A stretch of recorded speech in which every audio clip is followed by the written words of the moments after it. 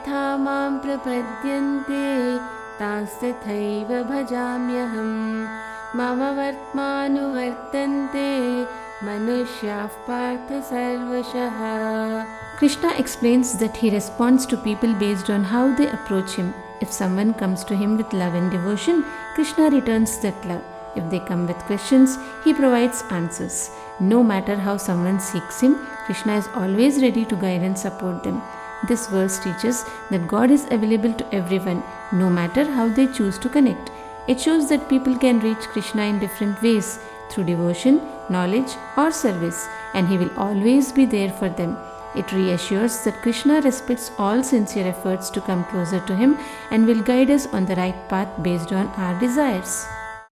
काङ्क्षन्तः कर्मणां सिद्धिं यजन्त इह देवताः क्षिप्रं हि मानुषे लोके सिद्धिर्भवति कर्मजा.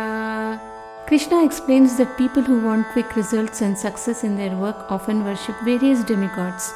These gods grant rewards for specific actions, and people find success faster in this way because the results of actions in the human world come quickly.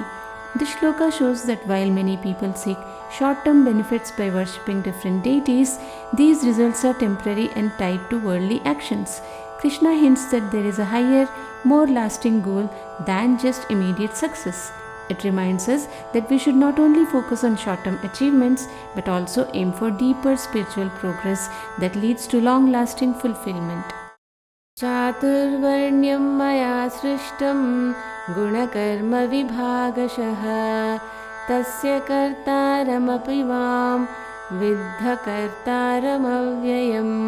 Krishna explains that he created the four social groups Brahmins, Kshatriyas, Vaishyas and Shudras based on people's abilities and the work they do. These groups are not about birth but about a person's nature or qualities and the work they perform. Krishna also says that even though he made this system, he himself is beyond it. He is eternal and not affected by actions or divisions.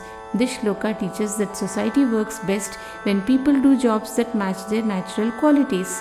It also reminds us that God is beyond human systems and always remains unchanged and eternal.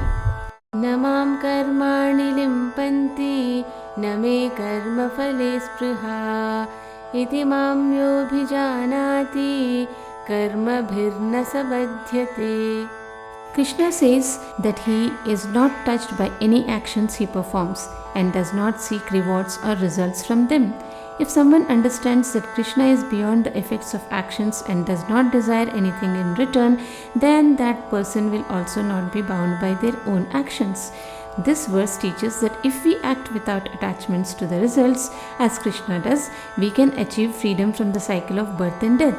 It shows that true wisdom comes from understanding that actions and their outcomes do not affect the divine. By practicing this understanding, we can live our lives with a sense of detachment and peace. एवै ज्ञात्वा कृतं कर्म पूर्वैरपि मुमुक्षुभिः कुरु कर्मैव तस्मात् त्वं पूर्वैः पूर्वतरं कृतम्. Krishna tells Arjuna that wise people who understand this truth about actions and their results follow the example of the wise sages from the past.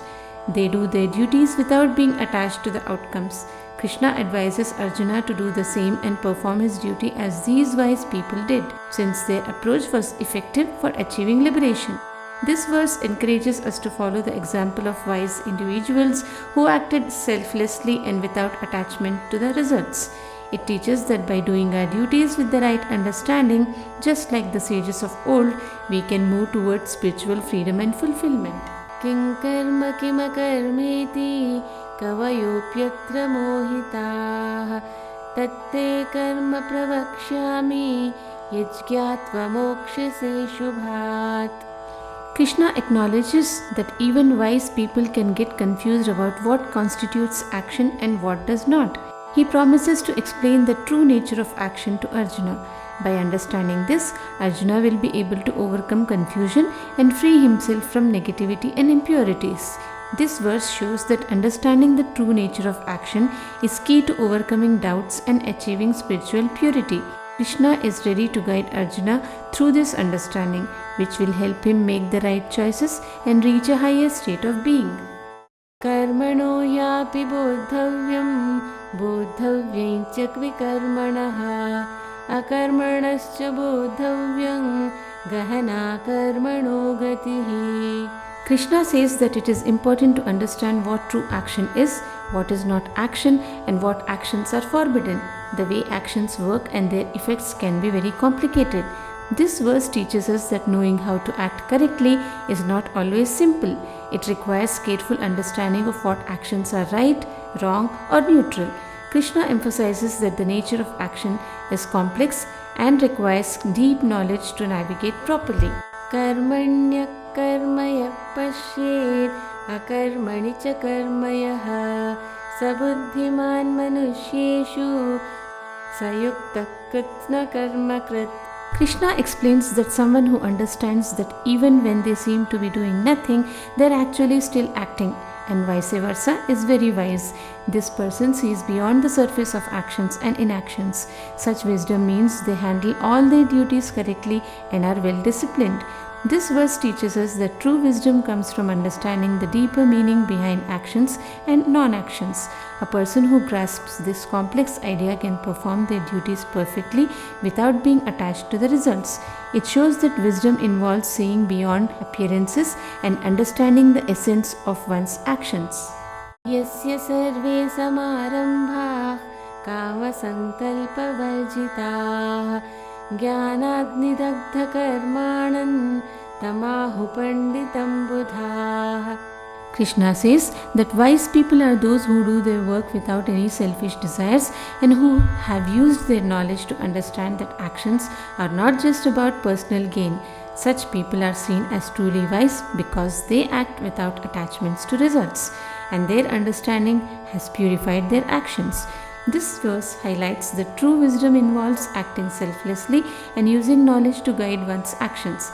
It teaches that by removing personal desires and focusing on understanding, a person can perform their duties in a pure and enlightened way. Tyaktva karma phala sangan nitya trupto nirashrayah karmanyabhipravrittopi naiva kinchit karoti saha. Krishna explains that a person who does their work without being attached to the results and who is always content and self-reliant is truly wise. Even if this person is busy with their duties, they are not affected by their actions because they do not seek rewards. This verse teaches that true freedom comes from acting selflessly and without attachment to the results. Such a person performs their duties but remains unaffected by success or failure. It shows that peace and contentment comes from within, not from external achievements.